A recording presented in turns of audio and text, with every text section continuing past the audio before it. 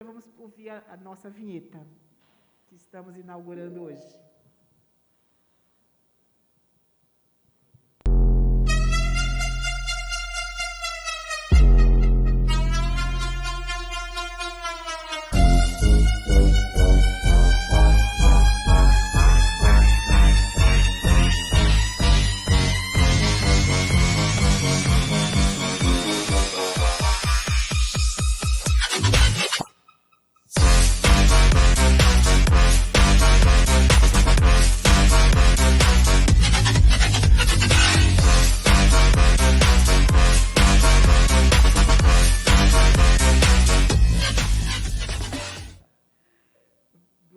Mais uma vez, bom dia. Eu peço para o doutor Ibrahim começar a nossa reunião.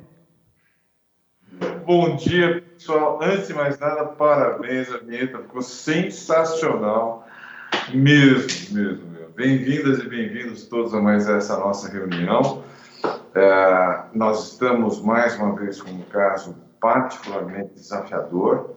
A ideia, eu repito, é nós usarmos todos os dados para todo mundo aprender mais. O que mais me atrai nessa reunião é exatamente isso. Não é o fato de uma ou outra pessoa dar a resposta, mas o fato de que todos juntos podemos fazer alguma coisa para os nossos pacientes. Então, mais uma vez, bem-vindas e bem-vindos, e vamos para o caso. Excelente. Então, vamos começar com a apresentação do Dr. Renan, que nos apresentará o caso. Na sequência, o Dr. Guilherme Costa vai nos fazer alguns comentários sobre o mesmo. Por favor, Dr. Renan. Certo, bom dia. Eu sou Renan, residente aqui da casa. Vamos começar a apresentação do caso. No dia 5 de outubro, o paciente de 51 anos, masculino, procurou atendimento na UPA, relatando uma dor precordial opressiva de duração de 15 minutos aproximadamente, sem radiação e sem sintomas associados, né? Ele teve 2 episódios semelhantes, porém de menos intensidade nas últimas 2 semanas que antecederam o atendimento. De comorbidade, ele é hipertenso, diabético tipo 2, que foi descoberto durante a internação dele. Também ele é ex-tabagista e uma obesidade grau 1 importante. De medicações que ele tomava só atenolol, 25 uma vez ao dia, hidroclorotiazida e captopril. Ao exame físico dele na admissão, que a gente leu o relatório lá da UPA, chegou com a pressão de 13/7, frequência de 85, saturando 98%, sem anormalidades no exame físico inicial. Chegando aqui no IDPC, a gente notou um sopro sistólico em borda external baixa, que aumenta com a manobra de Valsalva.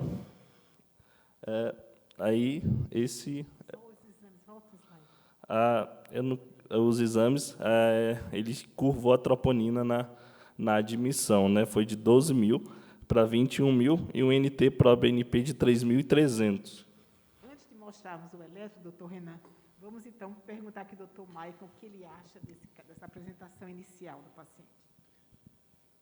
Vendo o quadro, o centro do diagnóstico é a dor torácica. A dor torácica que parece ter um componente que lembra angina, 2 episódios discretos em 2 semanas e com uma piora no dia 5.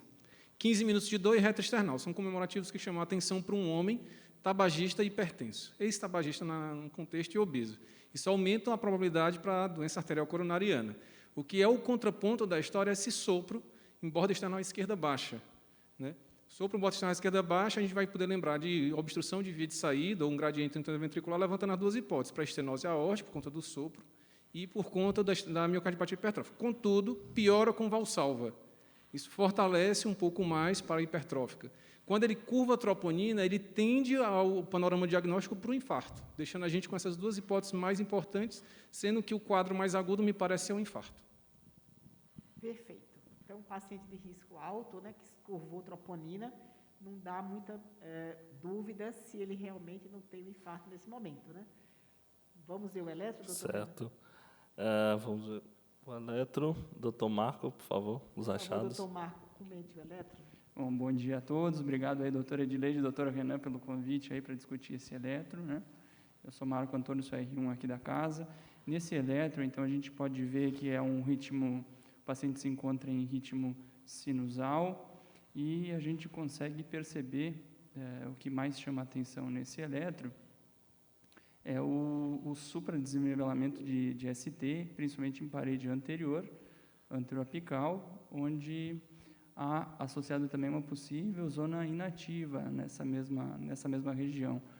Então, dentro do contexto apropriado, a gente sim tem que valorizar esse supra-ST, podendo corresponder, então, a uma síndrome coronariana com um supra de ST.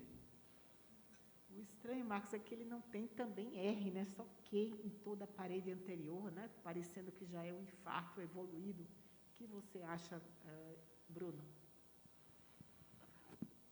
Sim, concordo, não tem nada de onda R na parede anterior. E chama a atenção que a parede inferior também parece ter sido acometida, né? A parede inferior também tem uma ausência de onda R, tem uma onda Q profunda, e até tem um suprinha discreto em D3. Como havia aquela suspeita de miocardiopatia hipertrófica, né? Chama mais atenção ainda a ausência de potenciais, né, de voltagem mais elevada nesse eletro, né, já nos fazendo desistir um pouco desse diagnóstico. O doutor Fernando Scolari está aqui conosco? Sim, tudo bom, pessoal? Tudo bom, Fernando? O que é que você achou desse caso até o momento? Olha, então, bom dia a todos, boa tarde aí. É um paciente masculino, 51 anos, com fatores de risco para doença coronariana, que se apresenta com uma dor torácica, né? Com esse eletro, com essa história, na emergência, ele segue o fluxo da síndrome coronariana aguda, né? Ainda que ele possa ter uma miocardiopatia, nesse momento, a miocardiopatia acaba sendo secundária até que a gente alcance uma oclusão coronariana. Concordo, mas e o eletro? Porque o eletro é que é a chave da questão, né? Porque esse eletro, será que a gente ainda devia fazer uma trombólise, uma TC primária para esse paciente já com tanto Q em parede anterior, né? Vou colocar isso em questão. Doutor Fernando, você trombolizava esse paciente ou indicava uma TC primária com essas ondas Q? Acredito que sim, eu acredito que sim. Prefiro pensar pelo pior, né? Claro que também depende de quanto tempo ele está evoluindo de dor, se chegou com dor faz pouco tempo. E a segunda questão que eu acho que é interessante nesses casos de dúvida é repetir o eletro, né? Ver se há progressão do supra, se há alguma modificação dinâmica, que às vezes ajuda a gente a decidir, principalmente quando tem, né? Quando muda, a gente fica mais seguro de ir adiante. Às vezes, quando não muda, a gente fica mais em dúvida, né?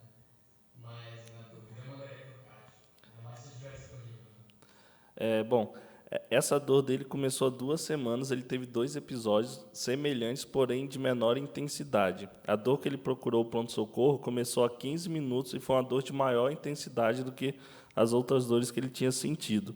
Com relação ao eletro, a gente nem acabou botando aqui, mas o eletro dele não mudou. Ficou esse eletro desde aqui na admissão no Dante, que foi 2 dias depois, padrão bem semelhante a esse, não teve nenhuma alteração dinâmica muito significativa no eletro, não. Vamos então perguntar, doutor Maicon, trombolizava esse paciente, do Fernando Scolari, achou que sim, você? Eu não estou muito convencido de trombolizar com esse eletro, não, doutora. Kelvin quer comentar, sim ou não? Kelvin trombolizava, o Fábio Rassi, sim ou não?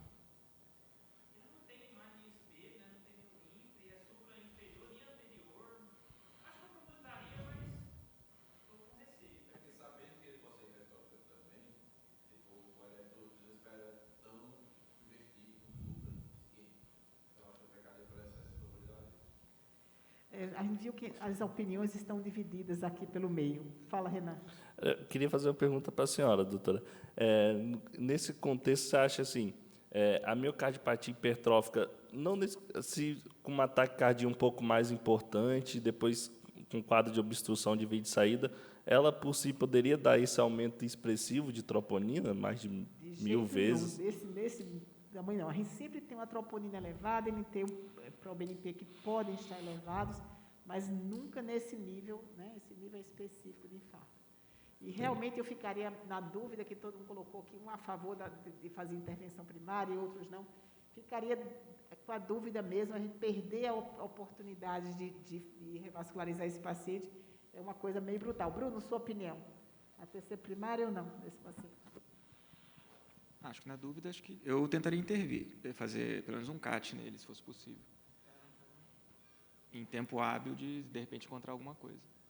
Bom, não foi feito isso, né, doutor Renan? Não foi feita a trombólise do paciente, ele ficou internado lá nessa UPA 2 dias, até que saiu a vaga dele aqui para o Instituto. Ele veio no dia 7 do 10, 2 dias depois, chegou assintomático aqui. E esse eletro era de lá, então esse eletro foi quando ele chegou na UPA. Né? Isso, esse eletro de admissão. Aí, continuando o caso, esse daqui é o raio-x, que ele chegou aqui no dia 7, talvez uma área cardíaca no limite superior da normalidade, sem velamento dos seios costofrênicos e um pouquinho de cefalização da trama, mas não tem nenhuma alteração muito significativa além disso. Eu não perguntei ao doutor Ibrahim. Ibrahim, você faria intervenção primária ou não nesse paciente? Eu acho que eu estou com uma escolar nesse quadro, com tudo que ele tem, eu preferiria levar para a sala, tentar identificar e abrir a artéria, para a chance que a gente tente mudar alguma coisa. Eventualmente, se não fosse, ok. Mas se a gente pudesse dispor de exibir essa passeio primária para os pacientes, eu acho que seria a minha primeira opção, sim. O que realmente estranhou essa zona inativa, né? Sem potencial nenhum, nenhuma voltagem LV1 a V6, chamou bastante atenção. Muito bem, mas claro, não podíamos perder a janela de oportunidade de tratar esse paciente. Vamos em frente? Vamos em frente. Esse aqui é o resultado do eco que ele fez no dia 7 do 10 do 21. Ele tinha uma HVE excêntrica, um septo basal de 18, com gradiente em via de saída de VE de 43 de repouso e 91 na manobra de valsalva. VD normal, ele tinha uma cinesia apical e segmento médio do septo, uma hipocinesia do segmento médio da parede anterior e inferior. Ele tinha uma IM discreta, uma insuficiência aórtica discreta e uma insuficiência tricúspide também discreta, sem sinais de hipertensão pulmonar, com uma veia cava de fino calibre e colabando mais que 50%, acho que, e ausência de derrame pericárdico, uma fração de ejeção de 34%. Uau! Nós estamos hoje capenga, né? O doutor Tito não está conosco. Hoje está via web, doutor Tito? Acho que não. Não, né? Mas a gente vê que tem uma cinesia apical no segmento médio, quer dizer, está compatível com aquilo que a gente estava imaginando, né? O interessante, Ibrahim, é que nessa região basal, né, que está acinética, a cinesia apical, desculpe. A basal parece ser a região mais hipertrofiada, com gradiente na via de saída. Isso até me lembrou um pouquinho a possibilidade de ser um septo em sigmoide. Mas a alteração não tem a parede anterior e inferior, estranho, né? No infarto parece anterior, a gente esperaria anterior pelo elétron, né? Que tem o supra de V1 a V6, mas também parede inferior. Fernando, quer fazer algum comentário? Eu comentaria semelhante ao doutor Ibrahim, assim, com essa disfunção segmentar, assim, que a gente ter visto, né, a anatomia coronariana, pode ser que ele tenha um desenvolvimento coronariano.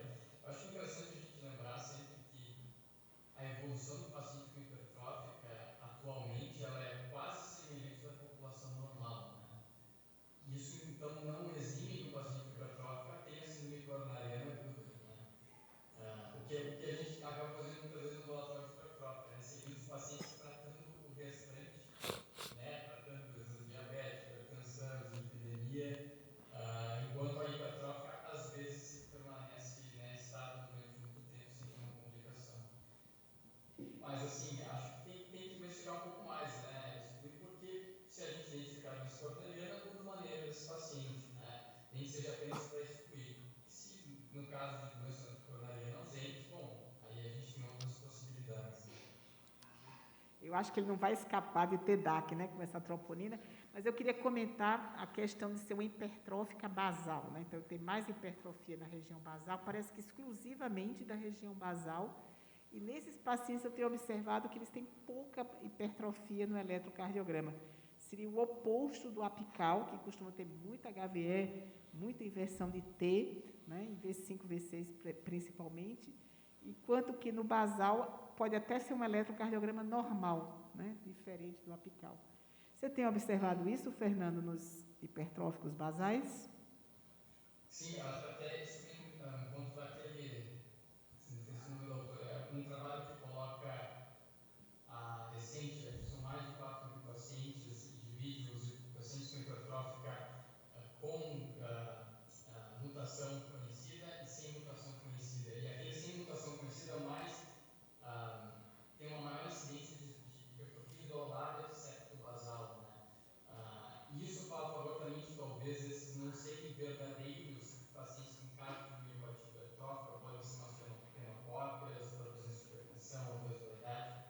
e aí a gente pode talvez não estar tendo essa hipertrofia mais aumentada no eletro. Então, acho que fala a favor, assim, essas formas bem isoladas do septo não terem esse fenótipo completo que a gente se acostumou a ver no paciente hipertrófico. E vem aquela dificuldade do diagnóstico diferencial com septo e sigmoide, né, que é uma alteração muito comum nos hipertensos, mas mais comum nas mulheres hipertensas idosas, né, que costuma não ter nenhum realce tardio na região e não ter hipertrofia em nenhum outro ponto do ventrículo esquerdo, a não ser na região basal, que na verdade não é uma hipertrofia, e sim o septo sobre si próprio. Então, acho que a ressonância é mais uma indicação de ressonância para a gente fazer esse diagnóstico de hipertrófica basal. Quem pediria ressonância para esse paciente agora? Doutor Maico, pediria? Nesse momento do caso, eu pediria primeiro CAD, mas com certeza eu pediria ressonância. Tá certo. Bruno, também? Ah, sim, a ressonância ajuda muito. Tenho certeza que vai aparecer em algum momento, mas sim, eu pediria. Mas para o diagnóstico de hipertrófica? Para esclarecimento diagnóstico, sim. Agora, mas eu concordo com o Michael, naquele ponto eu acho que eu não abriria mão do CAD. Pois não, Marcos, tem alguma ideia diferente? Não, doutora, acredito que seja na questão do cateterismo nesse momento, né?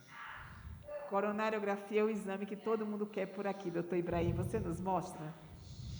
Mostra, eu só queria perguntar antes para vocês, eu estou vendo uma Priscila aqui com a gente, não sei se a Priscila se está, se for ela, queria saber se ela tem algum comentário para você sobre a medicina nuclear no quadro desse, né, que a gente não suspeita. É ela, então, medicina nuclear no quadro desse, Priscila, ajuda, qual é a contribuição que poderia dar?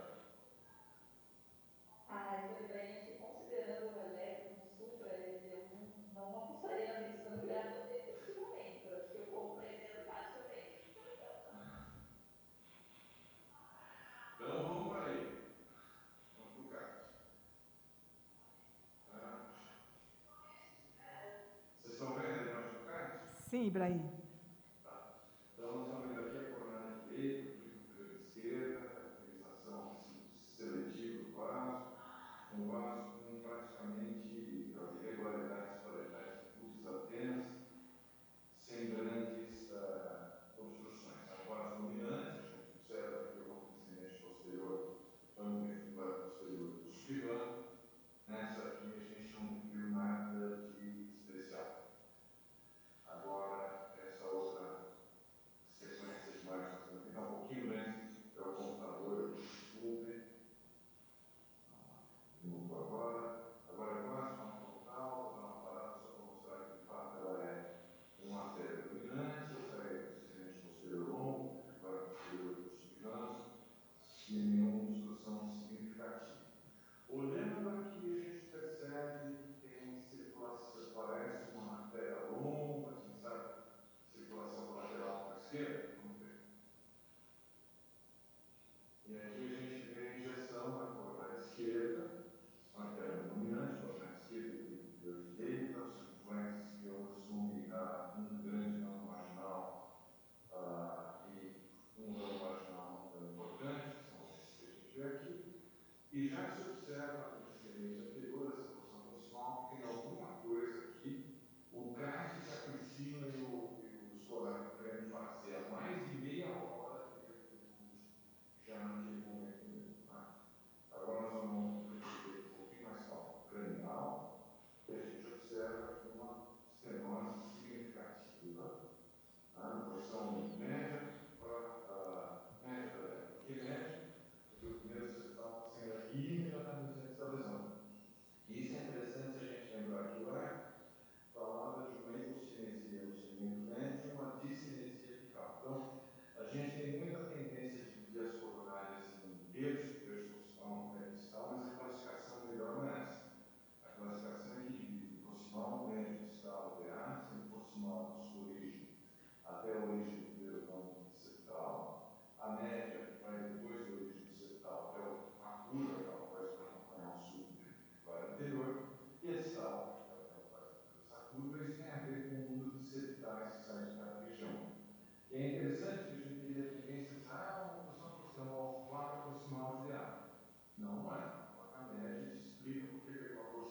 funcional também mais preservada, e aí a cinesia era mais distante, porção média, e a discinesia apical, nós vamos ver aqui na bibliografia como é que está isso.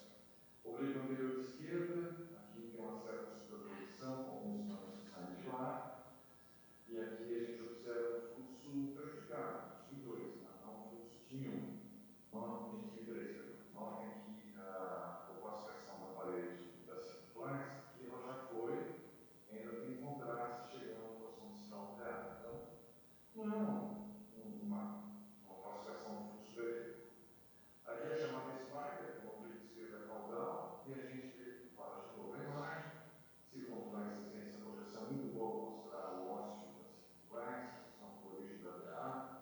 Aqui a gente vê esse ramo diagonal, outros ligamentos também com lesão, e aqui a gente vê essa placa significativa, bastante relevante, com até uma heterogeneidade de afirmação, sugerindo que de fato possa ter sido aí sede de uma figura recente, que os notem essa aqui, para um fundo, para ficar mais fácil de ver, notem como nessa área aqui, é difícil a gente observar alguns do vaso, né? É fácil imaginar que possa ter sido uma cultura, alguma coisa aqui, que tenha sido responsável por essa manifestação clínica do idade que nós jogamos. Tá?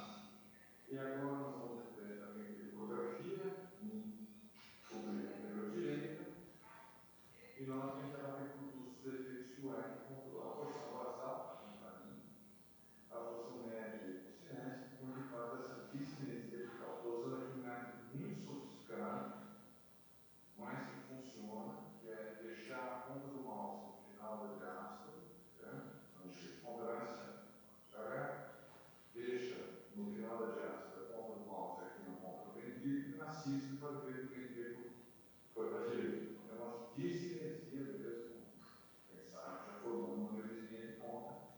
Se a gente acreditar que não pediram um gás, que vocês estavam tão bem insistindo tanto tempo, pelo procedimento, e portanto isso está acontecendo.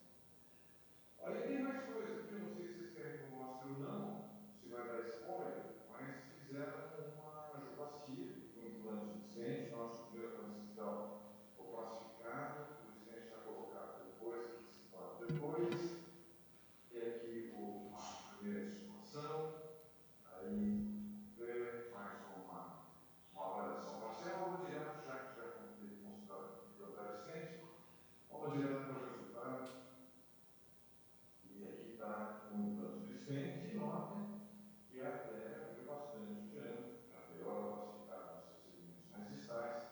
Vou deixar agora um pouquinho para você perceber como aquele fluxo melhorou, mas não normalizou, fica um pouquinho de contraste na porção final da DA. Isso é uma coisa que a gente mais ou menos encontra em pacientes que tiveram síndrome coronária. A gente discute tantos métodos para ver viabilidade, e às vezes a gente esquece que a própria medida da reserva de fluxo ela reflete um pouco a viabilidade, uma vez que o fluxo vai depender, em parte, da quantidade de músculo vivo daquela técnica. Tá? Então é isso, vejo que o diagnóstico ficava com coleção de sua origem, isso às vezes melhora a precisão, mas teve um resultado geográfico bastante satisfatório essa lesão antes. E aqui a gente tem a imagem e como ela ficou depois, um resultado bastante satisfatório. Querem discutir alguma coisa? Acho que não, Ibrahim. Acho que a gente podia discutir se o que é que adiantou essa revascularização aqui, né? Será que não fizemos tudo muito certo, mas muito tarde demais? Essa é a grande questão. Acho que não. Da coronariografia, quer, Maicon, algum comentário, doutor Kelvin? Será que essa foi a melhor? Quer dizer, fizemos uma tentativa. Doutor Bruno, o que você acha?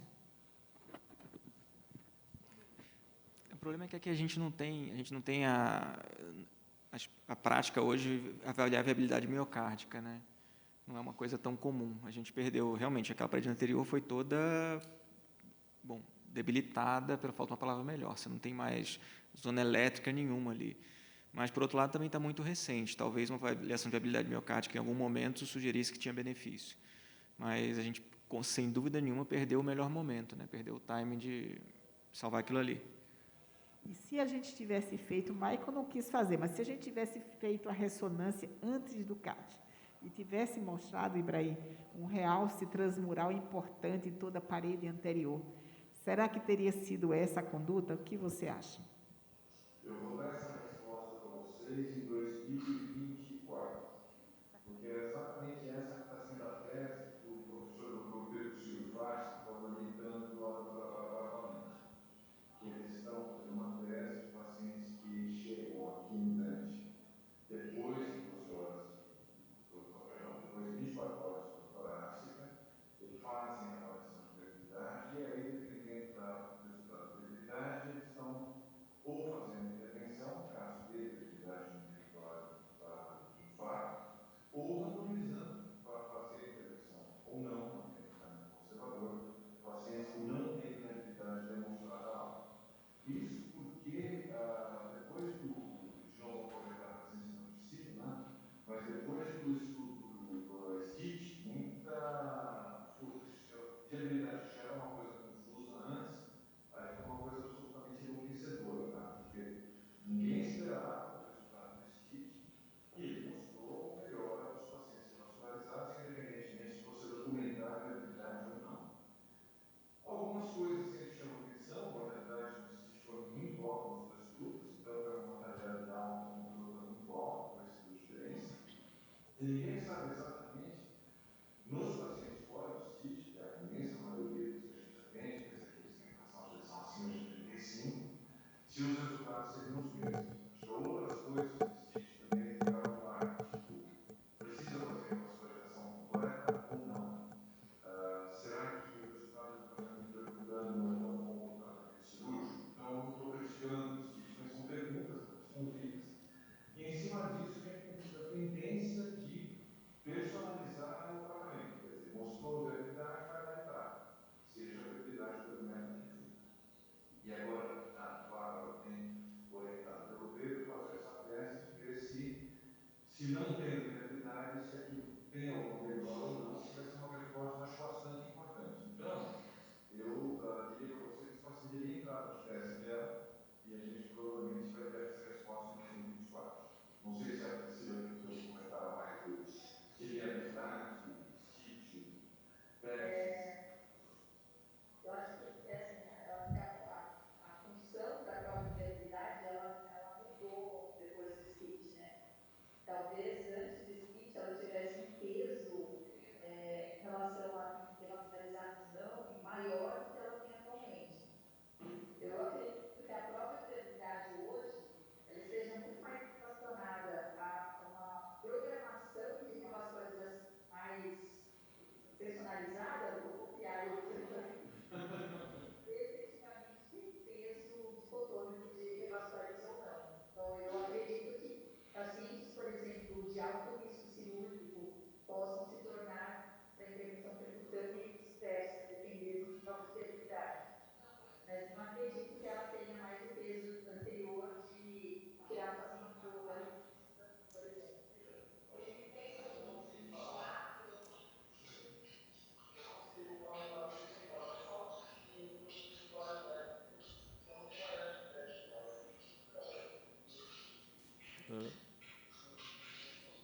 Hã? Ok, estão nos ouvindo ou não? Não. Não, agora sim. Não está me ouvindo? Agora sim. Agora Não sim. está. Ok. Vamos em frente. O STIT matou ou não matou a viabilidade, né? Mas veja, Ibrahim, independente de tudo, vamos esquecer porque, na verdade, os pacientes no STIT não fizeram todos viabilidade, mas isso não foi levado em consideração. Então, não dá para a gente ter uma ideia de que ela funcionava ou não. Mas se a gente fizesse essa ressonância, a gente não viu ainda a ressonância, e mostrasse um realce transmural importante em toda a parede anterior, sem músculo nenhum nessa região, é difícil a gente entender que ainda houvesse isquemia e algum benefício de uma revascularização, né, de uma intervenção nessa artéria. Eu dei a resposta politicamente correta, de esperar o fim da tese para decidir, mas por minha decisão pessoal hoje, enquanto a gente não tem um estudo randomizado, eu acho que, como disse a Priscila, a viabilidade deve guiar esses procedimentos, principalmente porque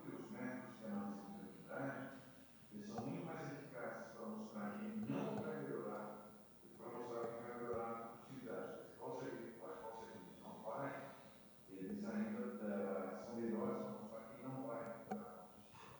Então, hoje, né, a minha tendência seria essa, seria pressionar para fazer a prova de fiabilidade, existindo fiabilidade, conseguir que o... Não existe 100% de fiabilidade. Vamos dizer que aquela oclusão, como disse, é do segmento médio. Se a gente tem metade daquela área de risco já, acho que vale a pena descarregar um pouquinho essa possibilidade. Se, por outro lado, a ausência de atividade extensa, toda aquela área de risco, acho que deixa quieto e o tratamento clínico pode ser que seja efetivo nesses casos, principalmente tem outra coisa, né? Esse também não seria um paciente esquístico, porque é multiarterial, lesão multiarterial, não tem lesão menos complexa, menos grave. Então, não seria nenhum absurdo para aquilo que a gente tem de conhecimento hoje, antes do consumo randomizado, a gente deixar um paciente, se não tivesse fiabilidade, no tratamento clínico. Qual a sua opinião, Fernando?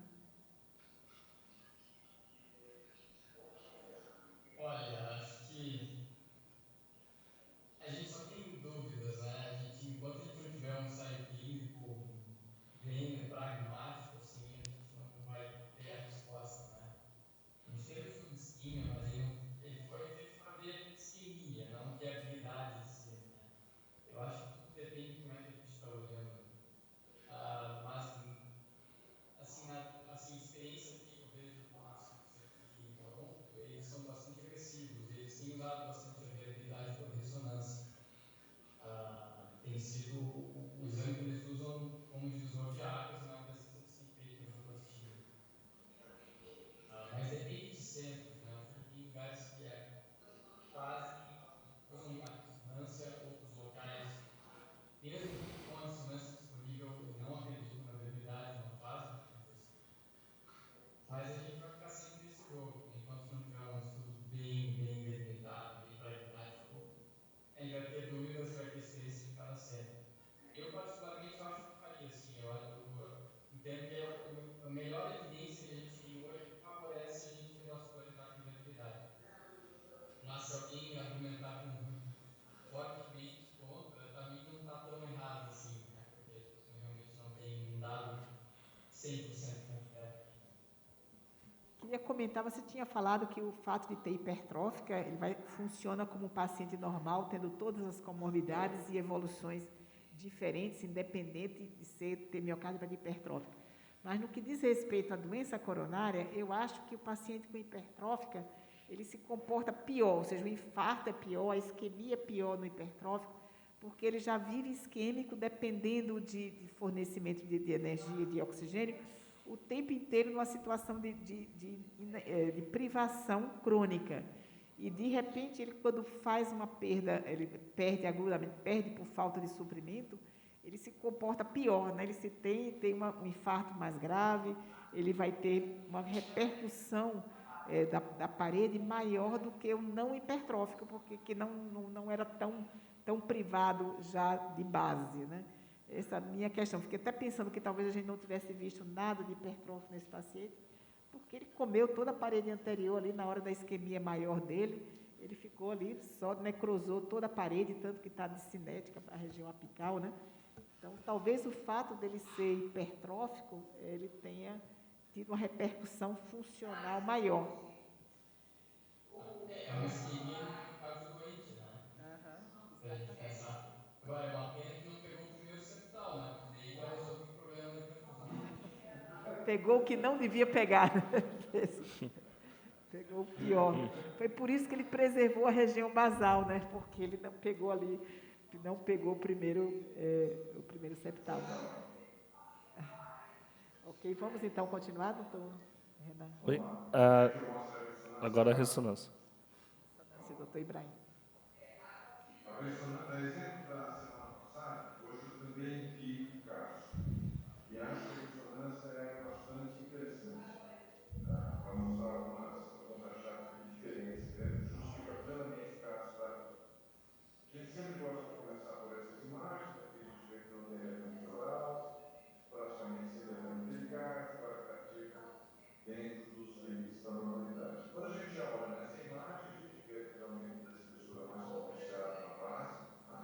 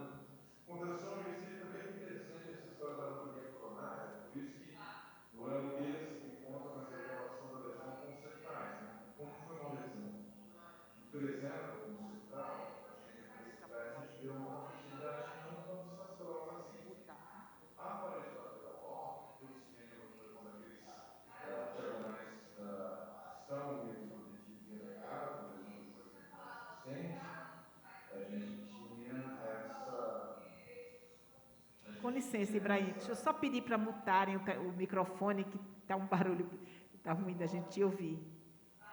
Por favor, mutem o microfone. Pode continuar. E aqui a gente nota, aqui o barato, aqui a gente nota um expressivo aumento na espessura magnética. Eu vou parar aqui a imagem. Notem como o certo tem um aumento bastante expressivo da sua espessura. Eu vou medir aqui, para que vocês tenham uma ideia, nesse ponto a gente tem cerca de 23 milímetros de espessura do certo interventicular. E aqui próximo, mostrando exatamente se tivesse a solução sendo um pouquinho mais próxima, teria resolvido esse problema. E aqui a próxima vez saída. Em seguida a gente fez uma série, que é uma série ponderada em água, que ela vai seguir para mostrar se tem mais ou menos edema em algum lugar. E a gente observa esse edema, essa área do está comprometendo bastante bonita essa imagem, que compromete praticamente todo o ápice, no dia que nós vamos para a base, a parede lateral e a parede interior deixam de apresentar edema, porque o mais restrito a essa porção mais do certo da parede lateral. E quando nós chegamos na base da operação, tem edema em lugar nenhum, porque aquela oclusão foi. Então, lembre-se, não negar que o breve não chamar segmento septal, que não é septal, mas proximal. Muito bem, vamos agora proceder à perfusão. A perfusão em repouso. A gente já observa, isso é depois do procedimento intervencionista, né? E notem que, apesar disso, existe um grande defeito de perfusão, interessando praticamente todo o ápice. No ápice que se ocupa a parede lateral, à medida que nós vamos um pouquinho mais proporção média, um total defeito de perfusão na proporção média, na parede lateral e a parede inferior. Se alguém nunca viu como é que uma imagem assim de ressonância, faz um copy-paste, um copy-dança, porque é assim que a gente vê uma ausência, mas na verdade não é uma ausência de perfusão. E nas porções mais basais, o sangue começa a aparecer, como a gente já tinha antecipado. E essa imagem aqui, eu acho que eu particularmente bonita, porque ela mostra a perfusão na porção visual, por uma dessas infelizes coincidências, exatamente da espessura mais pronunciada, e a ausência de perfusão na porção média distal do hemisfério. Essa imagem eu acho que ficou bastante interessante para mostrar como as coisas se combinaram e por que aquela parede mais basal continua no esplendor de sua hipertrofia. Agora, as imagens pós-símilas, pós-perfusão em si, nós vamos ver aqui que existe alguma obstrução na via de saída, algum desgranamento na via de saída, já existe alça precoce nessa região.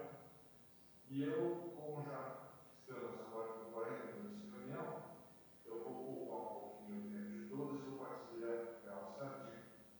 O real tardio vai mostrar uma coisa bastante interessante, ele mostra a ausência de atividade nas porções médias e principalmente na porção apical esquerda.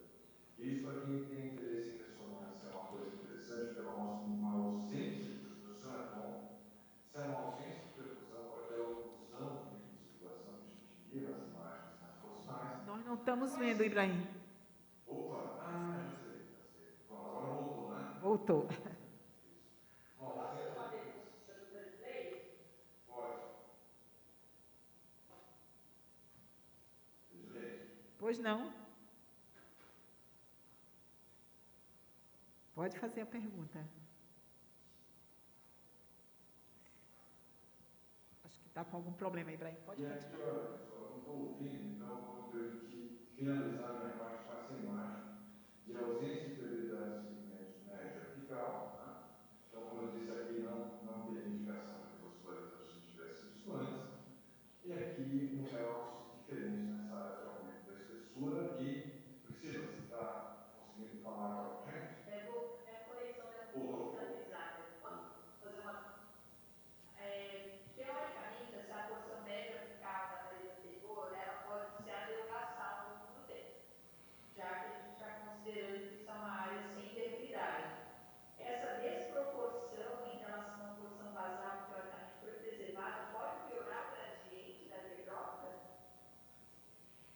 Eu acredito que não, uma pergunta, eu nunca tinha pensado sobre essa possibilidade, mas o gradiente é identificado, ocorre mais pela velocidade de fluxo, né? Talvez até tenha diminuído, porque geralmente a hiperfunção, a hipercontratilidade aumenta o fluxo, e agora o paciente vai passar a ser com hipossistolia agora, né, com a disfunção sistólica, talvez haja uma diminuição do gradiente por esse motivo, porque a contratilidade foi menor. Agora, desproporção, eu não sei. Fernando, você quer responder melhor? Pois é, sabe que eu estava me questionando aqui antes, quando talvez na fase aguda, com a hipocinesia, isso talvez mude a conformação da contratilidade, isso possa superestimar o gradiente, né? Agora é interessante ver isso depois, na fase crônica, pós-alta, como é que vai evoluir. Tem uma tendência que talvez tenha justamente uma dilatação, uma grande função e assim cair o gradiente. Isso é bem plausível de acontecer. Eu tenho... continue, por favor. Desculpa. Pode continuar, Fernando, desculpa, te interrompi. Não, acho que é isso, assim, acho que tem que ver como é que vai evoluir. O que eu tenho visto, assim, de um modo geral, queda do gradiente. Aumento pós um evento, assim, eu não tenho visto. Mas, justamente, até no fase aguda, não só a mudança da conformidade, mas talvez ali até pelo estímulo de dor, taquicardia, acho que pode aumentar o gradiente, né? Não é o que é. É verdade. O que eu tenho visto ao longo do tempo, quando os pacientes vão fibrosando, aumentando o realce, é que eles têm uma queda. Alguns ficam sem gradiente na evolução, por conta de perda de função ventricular. Mas o Bruno achou que pena que ele não trombosou a primeira septal. Eu acho que foi a sorte dele, né? Porque ficou essa região ali funcionante, foi a única que ficou boa, foi a região basal, né? Foi até a ideia do Luiz, não foi nem minha, mas eu vou dizer que eu também fiquei pensando a mesma coisa. A dúvida até era se o gradiente fosse cair, né? Eu perguntei aqui no intervalo, enquanto o Ibrahim estava falando, se isso ia mimetizar aqueles quadros de estenose aórtica com função deteriorada já, o gradiente fica falsamente diminuído. Não sei, mas aí é tudo chute, né? Um quadro que eu não imaginava ver. Pode continuar, Renan. Bom, continuando o desfecho do caso, então, resumo, no dia 5/10, foi infarto com supra de ST evoluído, não foi trombolizado na UPA. No dia 7/10, fez o CAT, tinha DA 80% proximal, foi feito angioplastia com estente farmacológico. No dia 9/10, ele evoluiu com uma dor pleurítica, uma IC perfil B, ficou 2 dias na UCO recebendo furo EV e recebeu alta no dia 11/10 assintomático. Retornou no dia 21/10, assintomático e euvolêmico, em uso de beta-bloqueador, IECA, espironolactona, atorva, clopidogrel, rivaroxabana, porque ele tinha um trombo em VE, que a ressonância mostrou, e colchicina. Nessa consulta foi suspenso a furosemida e ibuprofeno. Conclusão, que um infarto agudo do miocárdio com supraevoluído, miocardiopatia hipertrófica, ele teve um edema miocárdico pós-infarto e uma pericardite epistenocárdica, e além do trombo em VE. Muito bem. Excelente. Eu vou chamar agora o doutor Guilherme Costa para nos fazer alguns comentários sobre o caso. Enquanto o Guilherme vai, se alguém quiser fazer algum comentário... Olá, bom dia a todos, então. Eu sou o Guilherme Morelos da Costa, eu vou dar seguimento aqui até a finalização da apresentação, fazendo uma revisão aí que eu acreditei ser pertinente no caso, né? Acho que principalmente para nós residentes aí, talvez seja bastante redundante aí para os outros espectadores, mas vamos fazer uma revisão aí.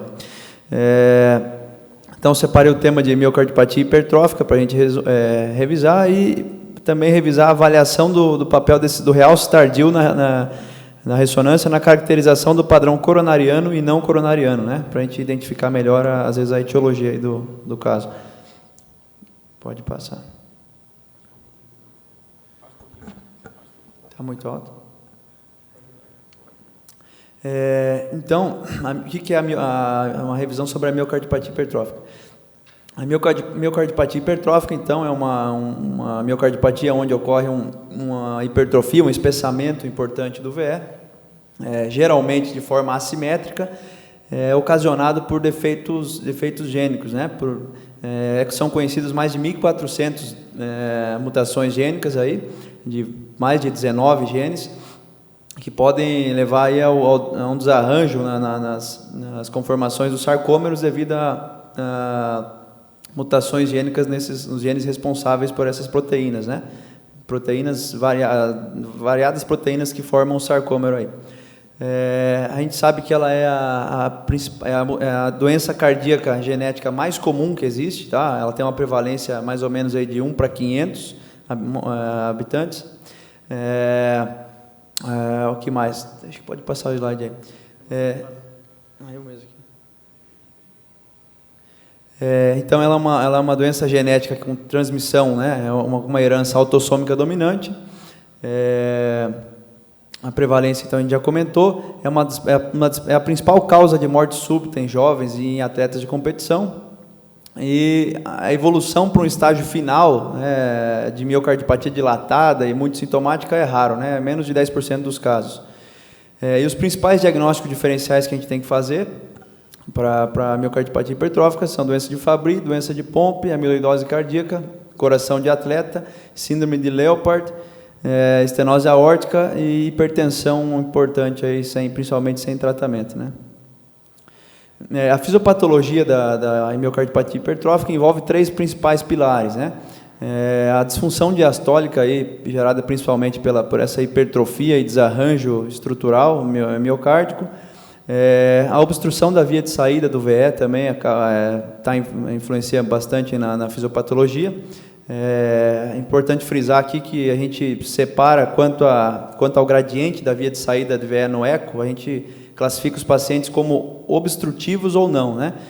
Se os pacientes tiverem um gradiente na via de saída maior que 30, a gente classifica esses pacientes como miocardiopatia hipertrófica obstrutiva, como era o caso do nosso paciente, que tinha 40 no repouso, acho que 90 aí após manobras, né? Manobra de Valsalva ou outras manobras que aumentam o gradiente.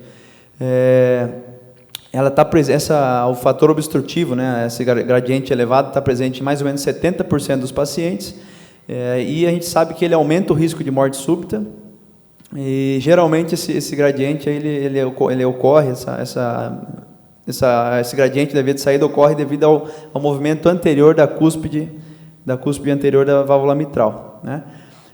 E outro pilar aí da fisiopatologia é a isquemia miocárdica, né? Multifatorial no paciente com miocardiopatia hipertrófica.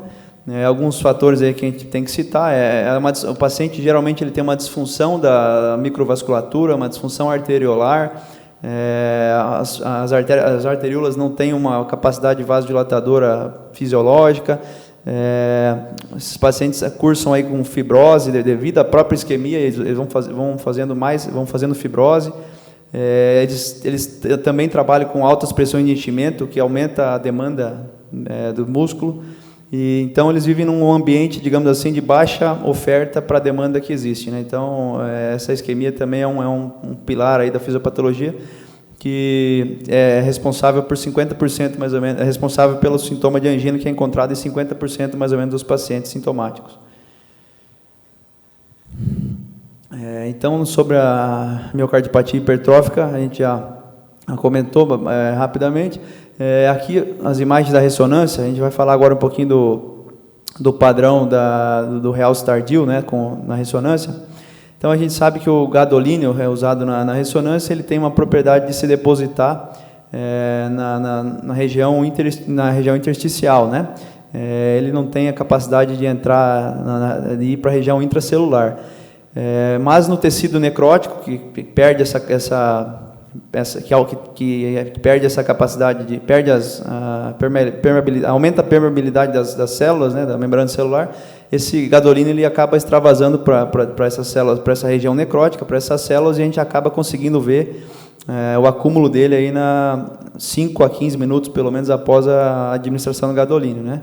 Isso é o que a gente chama de realce tardio. E o padrão desse realce tardio, ele pode ser um padrão subendocárdico, ele pode ser um padrão mesocárdico, pode ser um padrão epicárdico ou transmural, a depender da patologia que a gente está falando, né? Na cardiomiopatia hipertrófica, como a gente está vendo aqui nessa imagem, a gente vê, ele pode fazer um padrão, geralmente padrão mesocárdico, mas pode fazer também um padrão transmural, tá? Como a gente viu Aqui nessa imagem a gente está vendo, aqui tem um padrão transmural, praticamente aqui na região anterior. Na verdade, é discutível, né, doutor, essa região anterior se é transmural, né? Na região inferior aqui a gente vê um padrão praticamente transmural. Essas imagens não são imagens do caso, né, doutor Michael? Acho que são imagens do acervo aí do Instituto. Aqui na figura do meio a gente vê um padrão aí também praticamente transmural. E aqui na última figura a gente vê um padrão, nesse outro corte a gente vê um padrão mais mesocárdico, né? Mais sugestivo mesmo aí mais, digamos assim, específico da cardiomiopatia hipertrófica. Já no infarto, né? Já no infarto a gente sabe que o padrão desse realce tardio vai ser aquele padrão que a gente chama de coronariano, né? É um padrão então que ele tende a ser transmural, eventualmente é só subendocárdico, mas ele tende a acometer a região subendocárdica, né? Então, quando ele pode ser ou só subendocárdico, ou submeso, ou ele é transmural, né? Então, ó, nas figuras aqui que a gente consegue evidenciar aqui, na primeira figura, tem um padrão de realce tardio transmural, né? Aqui na figura do meio tem um padrão subendocárdico, a gente vê que ainda sobra aqui um pouquinho de músculo, essa região mais preta aqui, então, mais escura. Então, é um padrão subendocárdico. E aqui nesse outro infarto inferior também é um padrão de realce tardio subendocárdico. Tá? Aqui acho que são imagens do caso. Então, ainda temos mais uns minutinhos. Acho que seria isso que eu gostaria de comentar. Em relação só mais algumas coisas sobre a miocardiopatia hipertrófica, a gente não comentou. A gente sabe que a evolução da doença, como o Dr. Fernando já falou, aí, na maioria dos casos os pacientes seguem com um curso benigno, né? A maioria dos pacientes são assintomáticos. Eles podem ter aí no segmento na evolução clínica cursar aí com arritmias, né? Com 15 a 20% dos pacientes têm FA, que piora aí a morbidade dos pacientes, exige alguns outros cuidados. Esses pacientes têm um risco maior de fazer endocardite também. Além disso, a morte súbita, como a gente já comentou. E alguns podem, 5 a 10% podem evoluir com, digamos assim, com o estágio final da doença, que é com miocardiopatia dilatada e, às vezes, uma insuficiência cardíaca refratária. E os tratamentos, né? Os pacientes que são assintomáticos não têm uma necessidade de tratamento específico. Os pacientes que começam com sintomas, a gente sabe que eles se beneficiam do controle da frequência cardíaca, principalmente para melhorar um pouquinho aí o enchimento ventricular. Então, o beta-bloqueador é o tratamento de escolha para os pacientes sintomáticos, mas também pode ser usado o verapamil, né? Até mesmo alguns agentes inotrópicos negativos, como a disopiramida, também tem algum potencial benefício no tratamento dos pacientes. E os pacientes que têm algumas outras, por exemplo, os pacientes que têm FA, né, eles vão ser manejados aí de acordo com algumas outras ressalvas. E os pacientes mais sintomáticos, a gente vai cursar aí, precisar usar algumas outras terapêuticas, né? Por exemplo, diurético, vasodilatador, que a gente sabe que não é o melhor, hemodinamicamente pensando na miocardiopatia hipertrófica, a gente sabe que poderia ter uma piora da clínica, né? Usar vasodilatador, diurético, mas às vezes a gente vai ter que usar nesses pacientes que têm uma IC refratária. E para os pacientes que têm doença refratária mesmo, que não está melhorando com o tratamento clínico, a gente pode atuar com medidas invasivas, né, como, por exemplo, cardiomiectomia, né, da região hipertrófica, aí, ou mesmo uma técnica de alcoolização, né, via percutânea. Até no caso a gente comentou aqui que o paciente podia ter feito quase que um tratamento, né, se ele tivesse infartado a artéria septal, aí talvez ele tivesse tratado, digamos assim, essa hipertrofia dele aí. Até mesmo é discutido, acho que o marca-passo para alguns pacientes, né? Porque a desincronia às vezes gerada pelo marca-passo aí no VD pode, às vezes, diminuir o gradiente da via de saída também. Então, basicamente isso. Não sei se alguém quer comentar mais alguma coisinha sobre as imagens do realce tardio ou alguma outra coisa. Excelente, doutor Guilherme, você podia voltar 2 slides, agora que nós tivemos a pretensão como clínicos de falar sobre realce tardio, eu queria que você voltasse os slides do realce tardio de hipertrófica e a gente falasse com o papa do realce tardio, que é o doutor Ibrahim. Ibrahim, por favor, quer que você tenha, fazer algum reparo na apresentação do Guilherme? Por favor, Guilherme, 2 slides atrás. Eu tenho que fazer um reparo no seu comentário, não sou papa de nada, sou um mero proprietário da imagem. O que eu tenho para acrescentar é o seguinte, de fato, o garotinho, quando a gente está no grupo humano, ele é ligado a 2 moléculas de DPA, fazer uma macromolécula, e isso impede que tenha nas células. Mas, quando a gente tem uma lesão isquêmica, por exemplo, na fase aguda do infarto, em que a gente tem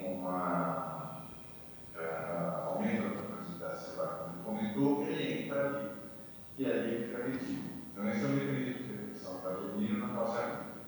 Na fase tardia, é o aumento do espaço intersticial, com queda da pressão principal, a resposta mostra que a pressão de percussão continua mais ou menos a mesma, e tudo passa para o urina natural. Então, isso explica, além dessa diferença mecânica, assim, mecanística, ela explica porque que às vezes o realce, quando a gente faz na fase aguda, ele é um pouquinho diferente de quando a gente faz o realce na fase crônica de uma lesão. Porque na fase aguda, ele costuma marcar toda a questão de risco, também na célula, ele fica um pouco de exercício, o edema que tem, que a gente mostrou nesse caso, ajuda a espalhar. Daí, quando a gente vai olhar na fase crônica, ele vai diminuir o edema, ele já não é na célula, também na célula, fibrose, ele fica marcando aquele espaço intersticial. Então, geralmente, quando a gente faz a ressonância sequencial, depois do infarto agudo, a gente vê esse tipo de mudança, mas ela também serve para acompanhar outros fenômenos não isquêmicos, principalmente a miocardite. Quando a gente tem miocardite, no primeiro momento, a área marcada de calça maior por isso. Ele fica espalhado, o edema ajuda a espalhar um pouco mais sobre o miocárdio. Conforme o processo inflamatório dele fica regredindo e o edema vai subindo, aquele calça pode até não ser mais visto. E são os casos de bom prognóstico. Quando ele fica visto, o prognóstico é pior, quando ele não fica, desaparece o prognóstico melhor. Então, isso a gente acrescentaria aqui. A outra coisa é que, nesse caso, eu até acho que tem um pouquinho de realce não isquêmico. O que é o realce isquêmico? O realce isquêmico é aquele que segue o padrão da onda de necrose, né? Vai do endocárdio para o transmural, como você mostrou. O não isquêmico é o que, além de não ter essa distribuição, tem uma outra coisa importante que é você conseguir explicar aquele realce por um campo eletromagnético. Então, se não, esse realce está aqui, essa região ligada ao DA, então provavelmente está fazendo isso. Se ele não, se ele, por exemplo, tiver todo o endocárdio, a gente não virulose. Ou mais características das hipertróficas, eu vou até te mostrar uma vez mais essa imagem aqui, que o mais característico das hipertróficas é que ele tenha uma pequena área de realce mesocárdico, exatamente na região onde tem mais hipertrofia, que é o que a gente pode ver nessas regiões mais basais aqui. Esse realce de proporção mais basal, isso não é um realce isquêmico clássico. Tá? O realce isquêmico é esse, mas subendocárdico para transmural. Esse aqui não, esse aqui é um realce quase que epicárdico. Provavelmente secundário ao sofrimento que essa parede sofreu tudo aquilo que vocês comentaram. Né? E a outra coisa que eu queria lembrar é que às vezes é difícil distinção entre tronco e elas não fazer ausência de fluxo. Aqui eu vejo nesse momento dessa imagem, eu vejo uma área de ausência de fluxo com sem a pericardite documentada com realce que a gente observa no pericárdio. Tá? Então, era isso só que eu queria comentar e trazer, principalmente para trazer um pouco do que a gente tem no caso que a gente falou. Ibrahim, pode ter realce transmural na hipertrófica? Ele mostrou uma foto, que está aqui do lado, aqui, ela está transmuralidade ali naquela região juncional. Pode? Não é o típico, mas pode. A gente, quando ele é eficaz, transmural, a gente costuma pensar em outras coisas também, com fenômeno associado, mas ou uma fenotrópica, ou mais característica da hipertrófica, que seja o mesocárdico,